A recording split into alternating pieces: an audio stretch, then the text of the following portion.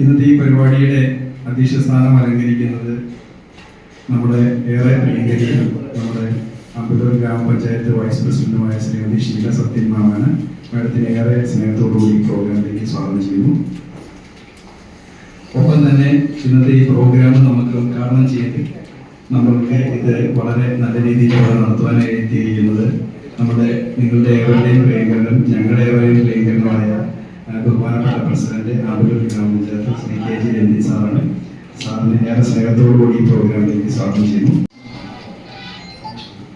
ബഹുമാനപ്പെട്ട പഞ്ചായത്ത് പ്രസിഡന്റ് അവരുകൾ, മറ്റ് standing committee chairperson Surendran ചേട്ടൻ, ക്ഷേമകാര്യ സ്റ്റാൻഡിംഗ് കമ്മിറ്റി ചെയർപേഴ്സൺ കർണകി രാഘവൻ, ആരോഗ്യ വിദ്യാഭ്യാസ standing committee chairperson Leela Raghavan, മറ്റ് മെമ്പർമാര്, ഇവിടെ എത്തിയിരിക്കുന്ന എല്ലാവരും, ഫിഷറീസിന്റെ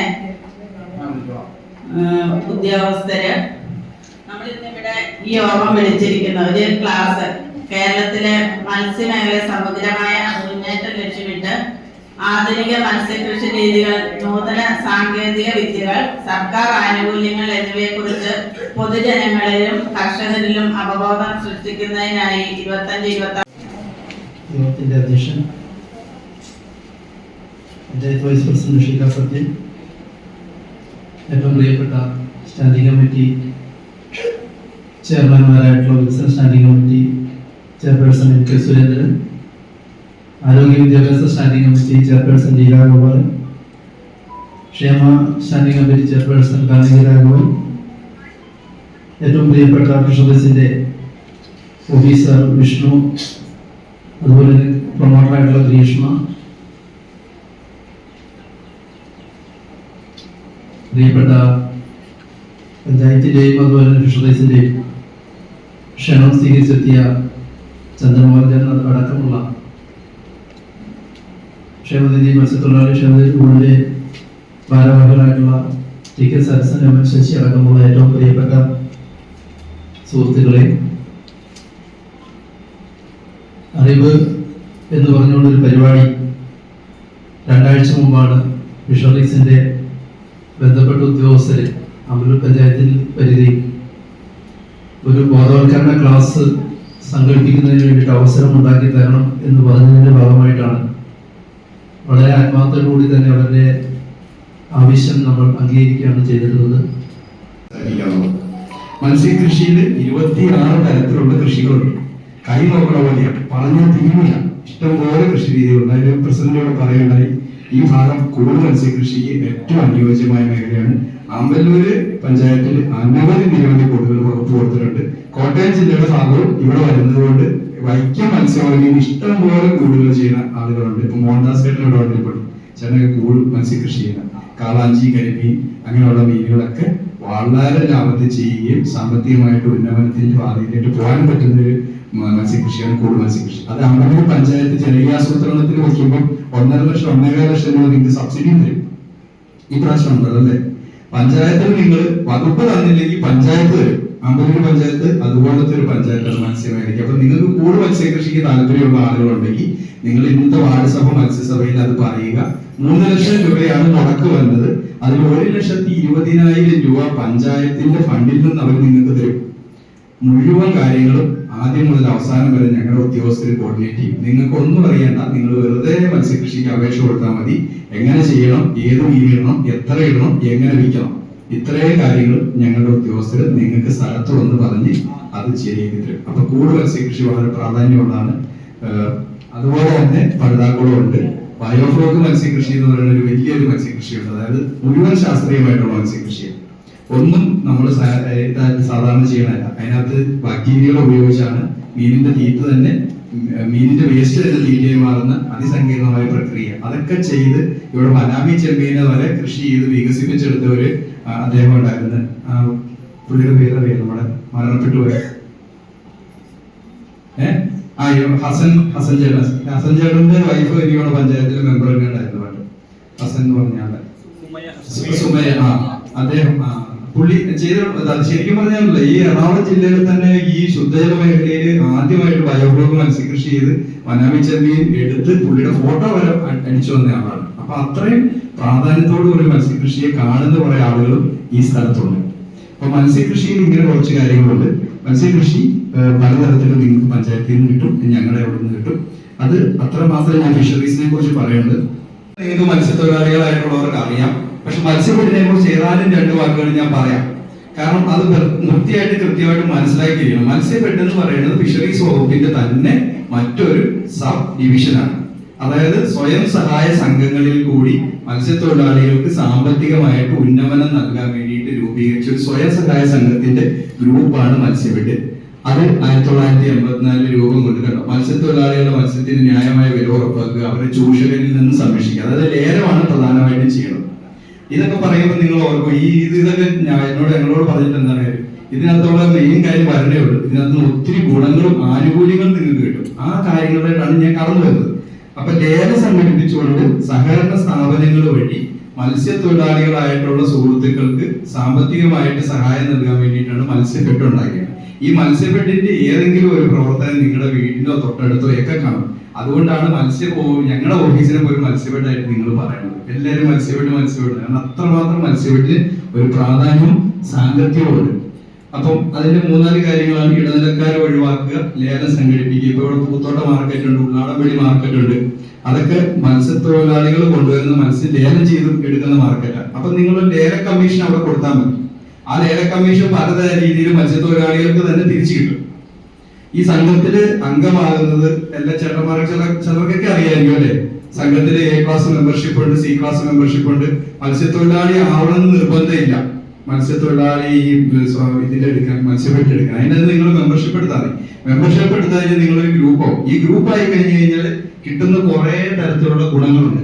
ഇപ്പൊ പല മോട്ടറുകൾ, അതുപോലെ മണ്ണെണ്ണയ്ക്ക് സബ്സിഡി. ഈ ഭാഗത്ത് വലിയ കാര്യമായിട്ടുണ്ടോ എന്നറിയില്ല, സമുദ്ര മേഖലയിലാണ് കൂടുതലും, എന്നാലും ഇവിടെയും ഉണ്ട്. അപ്പൊ ഇന്റഗ്രേറ്റഡ് ഫിഷറീസ് ഡെവലപ്മെന്റ് പ്രോജക്റ്റ്, അതായത് ബോട്ട്, വല, എഞ്ചിനൊക്കെ മേടിക്കാൻ വേണ്ടി 30 ലക്ഷം രൂപ വരെ കിട്ടും. ഒരാൾക്കല്ല, ഒരു ഗ്രൂപ്പിന്. അതായത് മത്സ്യത്തൊഴിലാളി സഹകരണ സംഘത്തിൽ അംഗമായ 1-ഓ അതിലധികമോ ചേട്ടന്മാര് കൂടുന്ന ഒരു ഗ്രൂപ്പിനാണെങ്കിൽ 30 ലക്ഷം രൂപ. പക്ഷെ ഒരു വള്ളം മേടിച്ച് സാധാരണ ഇവിടെ ഉൾനാട മേഖലയിൽ വള്ളത്തിൽ പോയി മീൻ പിടിച്ചുകൊണ്ട് വരുന്ന ആൾക്കോ കക്ക വരുന്ന ആൾക്കോ 30 ലക്ഷത്തിന്റെ ആവശ്യമില്ല.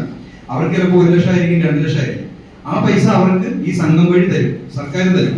അപ്പൊ നിങ്ങൾ അതിനകത്ത് തിരിച്ചടവുണ്ട്, 3 വർഷം വരെ ഉണ്ട്, പലിശയില്ല. അതാണ് ഏറ്റവും വലിയ ഗുണം എന്ന് പറയുന്നത്. ഈ മത്സ്യബെഡിന്റെ ഈ സംഭവത്തിൽ പലിശയില്ല. നിങ്ങൾ 1 ലക്ഷം രൂപ എടുത്തു കഴിഞ്ഞാൽ നിങ്ങൾ 3 വർഷം കൊണ്ട് ഈ 1 ലക്ഷം രൂപ തന്നെ തിരിച്ചു കൊടുത്താൽ മതി. ഈ ഒരു കാര്യമാണ് നിങ്ങൾ മനസ്സിലാക്കി വെക്കുന്നത്. ഇപ്പൊ ഞാൻ പറഞ്ഞിട്ട് ഇതുപോലത്തെ ഒരു ഇതുണ്ട്. ഇത് ഇങ്ങനത്തെ ഒരു തരത്തിലുള്ള ലോൺ ഉണ്ടെന്നുള്ള കാര്യം ഒരാളും ചിലപ്പോൾ നിങ്ങളോട് പറയില്ല അല്ലെ. എനിക്ക് എന്തായാലും മരിക്കാൻ ആഗ്രഹമില്ല, നിങ്ങൾക്കും മരിക്കാൻ ആഗ്രഹമില്ല. പക്ഷെ ഒന്ന് ഓർത്ത് വയ്ക്ക്, ഒരു മത്സ്യത്തൊഴിലാളിയായിട്ടുള്ള സാധാരണ ചേട്ടൻ, എന്നെ പോലെയുള്ള കുടുംബത്തിലെ ഒരാൾ, അയാൾക്ക് എന്തെങ്കിലും ഒരു സാമ്പത്തിക ഒരു അസുഖം വന്ന്, അല്ലെങ്കിൽ മീൻ പിടിച്ചുകൊണ്ടിരിക്കുമ്പോൾ നമുക്കൊരു പ്രശ്നം വന്ന്, നമ്മൾ എന്തെങ്കിലും ഒരു രീതി 2-3 മാസമോ ഒരു ഹോസ്പിറ്റലിൽ കിടന്നു പോയി കഴിഞ്ഞാൽ തന്നെ ജീവിതം ആ കുടുംബത്തിന്റെ താളം തെറ്റിപ്പോകും. അയാളത് മരണപ്പെടുകയോടെ ചെയ്താലോ, മരിച്ചുപോയ ആൾ മരിച്ചുപോയി. പക്ഷെ അവിടെ ജീവിച്ചിരിക്കുന്ന ആളുകളുടെ കുറിച്ച് നോക്കുമ്പോൾ അത് വളരെ പ്രശ്നമാണ്. ആ സമയത്താണ് 10 ലക്ഷം രൂപ വരെ അപകട ഇൻഷുറൻസ് കിട്ടും. അത് മത്സ്യബെഡിൽ 515 രൂപ, 503 രൂപ, അങ്ങനെ പല രീതിയിൽ മത്സ്യബെഡിൽ നിങ്ങൾ പ്രീമിയം അടയ്ക്കണം. അത്രയും പ്രീമിയം കുറച്ച് അടച്ചു കഴിഞ്ഞാൽ 10 ലക്ഷം രൂപയുടെ വരെ ഒരു ഇത് കിട്ടും. ഇതിനെ കുറിച്ചൊക്കെ എവിടെയെങ്കിലും ചെന്ന് പറയുമ്പോഴത്തേന് ആളുകൾ പറയും ഈ ചത്ത കാര്യമൊന്നും പറയാൻ വേണ്ടി ഇങ്ങോട്ട് വരണ്ടെന്ന് പറയും. ഞാൻ കേട്ടിട്ടുണ്ട്, അതുകൊണ്ട് ഞാൻ പറയണം. പക്ഷെ ഒന്ന് ഓർത്ത് വയ്ക്കുക, നമുക്ക് ആർക്കും അങ്ങനെ വരാതിരിക്കട്ടെ. പക്ഷെ നമ്മളുടെ സുഹൃത്തുക്കളായിട്ടോ നമ്മളുമായിട്ട് ഏതെങ്കിലും രീതിയിൽ ബന്ധമുള്ള ഏതെങ്കിലും ഒരു മനുഷ്യൻ കണ്ണമാലിയോ ചെല്ലാനത്തോ എവിടെയെങ്കിലും മലപ്പുറത്തോ മരണപ്പെട്ടെങ്കിൽ നിങ്ങൾ കൊടുക്കുന്ന 500 രൂപ എന്ന് പറയുന്നത് ആ മനുഷ്യന്റെ കുടുംബത്തിലേക്ക് 10 ലക്ഷം രൂപ അടിക്കും. നമുക്ക് അമ്പലത്തിലും പള്ളിയിലും കൊണ്ടിടുന്ന പോലെ തന്നെ നമുക്കൊരു പരകർമ്മത്തിന് വേണ്ടി ചെയ്യാൻ പറ്റുന്ന, മറ്റൊരു മനുഷ്യന് ചെയ്യാൻ പറ്റുന്ന ഒരു വലിയൊരു കാര്യമാണ് 500 രൂപ അല്ലെങ്കിൽ 513 രൂപ കൊടുത്തിട്ട് ഒരു ചെറിയൊരു ഇൻഷുറൻസ് പോളിസി എടുത്തു വയ്ക്കുക. മത്സ്യബെഡിലാണ് ഇത്, ഫിഷറീസിന്റെ അല്ല. ഇതിന്റെ കൂടെ ഞാൻ വേറെ കാര്യം പറയാം, ക്ഷേമനിധിയിലും ഇതേപോലെ തന്നെയുള്ള പരിപാടിയുണ്ട്. 10 ലക്ഷം രൂപ കിട്ടണം, അത് മുഴുവൻ ഫ്രീയാണ്. അതിന് നിങ്ങൾ പൈസ അടയ്ക്കണ്ട. അപ്പൊ ഒരാൾ ഈ 2 അംഗത്വമായ ആളാണ് മരണപ്പെടണമെങ്കിൽ അവരുടെ കുടുംബത്തിൽ 20 ലക്ഷം രൂപ കിട്ടും. അപ്പൊ അങ്ങനത്തെ ഇൻഷുറൻസ് വ്യക്തിഗത അപകട ഇൻഷുറൻസ് ഈ സാധനം ഈ ക്ഷേമനിധി അംഗത്വമാണ്.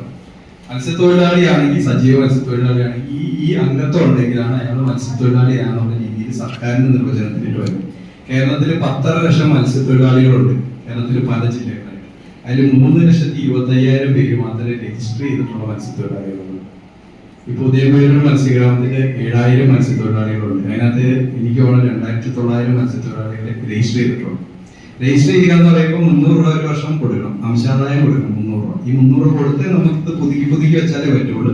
300 രൂപ കൊടുക്കുക. ഇത് കഴിഞ്ഞ വർഷം വരെ 100 ആയിരുന്നു, ഇപ്പം 300 ആക്കിയിട്ടുണ്ട്. അതുപോലെ തന്നെ അനുബന്ധ തൊഴിലാളികളായിട്ടുള്ളവർക്കും ഇതിനകത്ത് അംഗത്വം എടുക്കാം. അതായത് മത്സ്യത്തൊഴിലാളി നേരിട്ട് മത്സ്യബന്ധനത്തിന് പോകാതെ മത്സ്യം വിൽക്കുന്ന ചേച്ചിമാരുണ്ടാവും, റോഡ് സൈഡിൽ മത്സ്യം വിൽക്കുന്ന ചേട്ടന്മാരുണ്ടാവും, തലച്ചോറിൽ മത്സ്യം കൊണ്ടുപോയിരിക്കുന്ന ചേട്ടന്മാരും ചേച്ചിമാരൊക്കെ ഉണ്ട്. അവർക്കും അനുബന്ധ മത്സ്യത്തൊഴിലാളിയായിട്ട് അംഗത്വം എടുത്തു കഴിഞ്ഞാൽ 600 രൂപയാണ് ഒരു വർഷത്തിന്റെ ഫീസ്. അങ്ങനെ എടുത്തു കഴിഞ്ഞാൽ അവർക്കും പലതരത്തിലുള്ള ആനുകൂല്യങ്ങളുണ്ട്. ആനുകൂല്യങ്ങൾ മത്സ്യത്തൊഴിലാളി ആയിട്ടുള്ള ആളുകൾക്ക് അതിനകത്ത് ചേരാനുള്ള ഇതാണ്. ഉപജീവനത്തിന് മുഖ്യ തൊഴിലാളി മത്സ്യബന്ധനത്തിൽ പ്രവർത്തനത്തിൽ ഏർപ്പെടുന്നവരാണ് മത്സ്യത്തൊഴിലാളി. ഏറ്റവും ചെറിയ നിർവചനമാണ്, ഏറ്റവും ചെറിയ. നിങ്ങളെല്ലാവരും മത്സ്യബന്ധനത്തിന് പോകുന്ന ആൾക്ക് വേറൊരാളുടെ സർട്ടിഫിക്കറ്റ് വേണ്ട. അയാൾ ആ ജോലി കൊണ്ട് തന്നെ, അത് കാസ്റ്റ് അനുസരിച്ചോ ജാതി വെച്ചിട്ടോ അല്ല, ചെയ്യുന്ന ജോലിയുടെ ബേസിൽ തന്നെ മത്സ്യത്തൊഴിലാളിയായി മാറുക എന്നുള്ളതാണ് അതിന്റെ നിയമത്തിൽ പറയുന്നത്. മത്സ്യഗ്രാമം തിരിച്ചുള്ള മത്സ്യത്തൊഴിലാളി പട്ടിക എല്ലാ വർഷവും സെപ്റ്റംബർ 1 നിങ്ങൾ മത്സ്യത്തൊഴിലാളിയായിട്ട് നിങ്ങൾ അപേക്ഷ കൊടുത്തു കഴിഞ്ഞാൽ നിങ്ങളുടെ ലിസ്റ്റ് അവിടെ പ്രസിദ്ധീകരിക്കും. അപ്പം ഒരു ഓട്ടോ ഓടിക്കാൻ പോകുന്ന ചേട്ടൻ അതുകൊണ്ട് കൊടുക്കണമെന്ന് ഇരിക്കട്ടെ, അന്വേഷിക്കും. അന്ന് അന്വേഷിച്ചിട്ട് പറയും ആ ചേട്ടൻ ഓട്ടോ ഓടിക്കാൻ പോകണം, അതുകൊണ്ട് എടുക്കാൻ പറ്റില്ല. ആ ചേട്ടനെ ലിസ്റ്റ് ചെയ്ത് വെട്ടുകയും ചെയ്യും. ഒറിജിനലായിട്ട് മത്സ്യബന്ധനത്തിന് പോകുന്ന മത്സ്യത്തൊഴിലാളി ആക്കുകയും ചെയ്യും. അപ്പൊ പട്ടിക പ്രസിദ്ധീകരിക്കുന്നുണ്ട്. നവംബർ 1 അന്ത്യം ഇത് മത്സ്യത്തൊഴിലാളി പട്ടിക പേര് ചേർക്കുന്ന അപേക്ഷ ഫിഷറീസ് ഓഫീസിൽ നിന്ന് എല്ലാവർക്കും കിട്ടും. അപ്പം ഇങ്ങനെയുള്ള കുറച്ച് കാര്യങ്ങൾ ഇതൊക്കെ നിങ്ങൾക്ക് അറിയാം. 3 തരത്തിലുള്ള കാർഡുകളാണുള്ളത്. ഒന്ന് ക്ഷേമനിധിയുടെ കറക്റ്റ് ആയിട്ടുള്ള മത്സ്യത്തൊഴിലാളികളുടെ കാർഡ്, അത് അനുബന്ധ മത്സ്യത്തൊഴിലാളികളുടെ കാർഡാണ്. 60 വയസ്സ് കഴിഞ്ഞ് കഴിഞ്ഞിട്ടുണ്ടെങ്കിൽ പെൻഷൻ ആവും. പെൻഷൻ ആയി കഴിഞ്ഞാൽ പെൻഷൻ കൊണ്ട് കിട്ടും. 60 വയസ്സ് വരെ നിങ്ങൾ അംശാദായം അടയ്ക്കുന്നത്, ഓരോ വർഷവും 300 രൂപ വെച്ച് അടയ്ക്കുന്ന പൈസ ഇപ്പൊ സർക്കാരിന്റെ ഒരു സ്കീമിൽ അത് തിരിച്ചു തരാൻ വേണ്ടിയിട്ട് വന്നിട്ടുണ്ട്. ഇപ്പൊ നിങ്ങൾ ചിലപ്പോൾ ന്യൂസിലൊക്കെ നോക്കിയറിയാം, ക്ഷേമനിധി വിഹിതം അടച്ച വ്യക്തികളുടെ പൈസ സർക്കാർ തിരിച്ചു കൊടുക്കുന്നുണ്ട്. അപ്പൊ അടച്ചിട്ടുള്ള ചേട്ടന്മാര് അതിനുള്ള അപേക്ഷ കൊടുത്തു കഴിഞ്ഞാൽ, ക്ഷേമനിധി ഓഫീസിൽ കൊടുത്തു കഴിഞ്ഞാൽ നിങ്ങൾ അടച്ചത് ചിലപ്പോൾ നിങ്ങൾ 5000 8,000 ഒക്കെ അടച്ച ചേട്ടന്മാരുണ്ടാവും. 1980 മുതലൊക്കെ മത്സ്യത്തൊഴിലാളി വിഹിതം അടയ്ക്കുന്നവരുണ്ടാവും. അവരുടെയൊക്കെ ആ പൈസ തിരിച്ചു തരാനുള്ള തത്വത്തിൽ തീരുമാനമായി സർക്കാരിൽ ഇരിപ്പുണ്ട്. അത് മാത്രമല്ല അതിന്റെ കൂടെ പെൻഷനും കിട്ടും. അപ്പം ക്ഷേമനിധി പെൻഷൻ കുറച്ച് താമസിച്ചു പോകുന്നു പറഞ്ഞിട്ട് ചിലർ പഞ്ചായത്ത് പെൻഷൻ എടുക്കുന്നുണ്ട്. പഞ്ചായത്ത് പെൻഷൻ പക്ഷെ എന്തെങ്കിലും ഒരു ആവശ്യം വരുമ്പോൾ വകുപ്പിന്റെ പല കാര്യങ്ങളും കിട്ടില്ല. ഇപ്പൊ ഇവിടെ കൊച്ചപ്പൻ രാജചേട്ടൻ ഇരിപ്പുണ്ട്. ആ ചേട്ടന്റെ കുടുംബ വീട് പുനഃസ്ഥാപിക്കുന്നതിന് വേണ്ടിയിട്ട് 1 ലക്ഷം രൂപ പുള്ളിക്ക് പാസ്സായി കിട്ടിയപ്പോൾ പുള്ളി പെൻഷനായ വ്യക്തിയാണ്. പക്ഷെ പുള്ളി മത്സ്യത്തൊഴിലാളി ആ വിഹിതം അടച്ച് അതിനകത്ത് തന്നെ നിൽക്കുന്നത് കൊണ്ട് മാത്രം കിട്ടിയത് ആ ചേട്ടന് 1 ലക്ഷം രൂപ. വളരെ നിസ്സാരം. ഞങ്ങളൊക്കെ ഒന്ന് നോക്കിയിട്ട് വിട്ടു. അപ്പം പലർക്കും ഞാൻ പറഞ്ഞില്ലേ, ഈ ചേട്ടൻ അത് മാറി പഞ്ചായത്ത് പെൻഷൻ ആയിരുന്നെങ്കിൽ ഉണ്ടല്ലോ ഈ ചേട്ടന് കിട്ടില്ല. കറക്റ്റ് ആയിട്ട് ഇങ്ങനത്തെ പല പ്രാധാന്യമുള്ള ചേട്ടന്മാരും പഞ്ചായത്ത് പെൻഷനായിട്ട് മാറിക്കഴിഞ്ഞപ്പോൾ കിട്ടാനുള്ള ഓപ്ഷൻ പോയി. ഈ ചേട്ടൻ അതിനകത്ത് മാറാൻ അതിനകത്ത് നിൽക്കണമെന്ന് ഞാൻ പറയുന്നതല്ല, അതുകൊണ്ടുണ്ടായ ഒരു ഗുണമാണ് ഞാൻ പറയുന്നത്. പല ഗുണങ്ങളുണ്ട്, അതിലൊരു ഗുണമാണ്. അപ്പൊ ഇപ്പൊ 1 ലക്ഷം രൂപ ആ ചേട്ടന് കിട്ടിയിട്ടുണ്ട്. അതിൽ 50,000 രൂപ കൊടുത്തു, ഇനി ബാക്കിയുടെ കൊടുക്കും. ഇത് കണ്ടോ, മത്സ്യത്തൊഴിലാളിക്ക് പ്രതിവർഷം 300 രൂപ, അനുബന്ധ മത്സ്യത്തൊഴിലാളികൾക്ക് 600 രൂപ. പിന്നെ ഇത് കുറച്ച് ഇതിന്റെ വോട്ടിന്റെ ഇതൊന്നും വേണ്ട. പിന്നെ ക്ഷേമ പദ്ധതിയാണ്. ഞാൻ മത്സ്യബന്ധനത്തിൽ ഞാൻ പറഞ്ഞില്ലേ 10 ലക്ഷം രൂപ നമുക്ക് അപകടം വന്നു കഴിഞ്ഞാൽ കിട്ടും. 515 രൂപ അടയ്ക്കണം എന്ന് പറഞ്ഞില്ലേ. ക്ഷേമനിധിയിൽ 515 അടയ്ക്കണ്ട. ആ പൈസ 535 രൂപയുടെ അടുത്ത് പ്രീമിയം കഴിഞ്ഞ വർഷം സർക്കാർ നിങ്ങളുടെ പേരിൽ അടച്ചിട്ടുണ്ട്. പക്ഷെ മത്സ്യത്തൊഴിലാളിയായിട്ട് 300 രൂപ കൊടുത്ത് അത് പുതുക്കുമ്പോൾ തന്നെ അതിനകത്തുനിന്ന് 535 രൂപയുടെ കൂടെ നിങ്ങൾക്ക് കിട്ടും. 300 രൂപ കൊടുക്കും, 235 രൂപ കൂടെ സർക്കാർ ഇട്ടിട്ട് ഇതുപോലത്തെ ഇൻഷുറൻസ് സ്കീമിലേക്ക് ഇടും. അപ്പൊ എന്തെങ്കിലും ഒരു പ്രശ്നം ഉണ്ടായാലേ പൈസ കിട്ടുള്ളൂ, ആർക്കും ഉണ്ടാവാം. വിശദ വിവരങ്ങൾക്ക് ഈ കാണുന്ന ഫോൺ നമ്പറിൽ ബന്ധപ്പെടുക. Okay, thank you.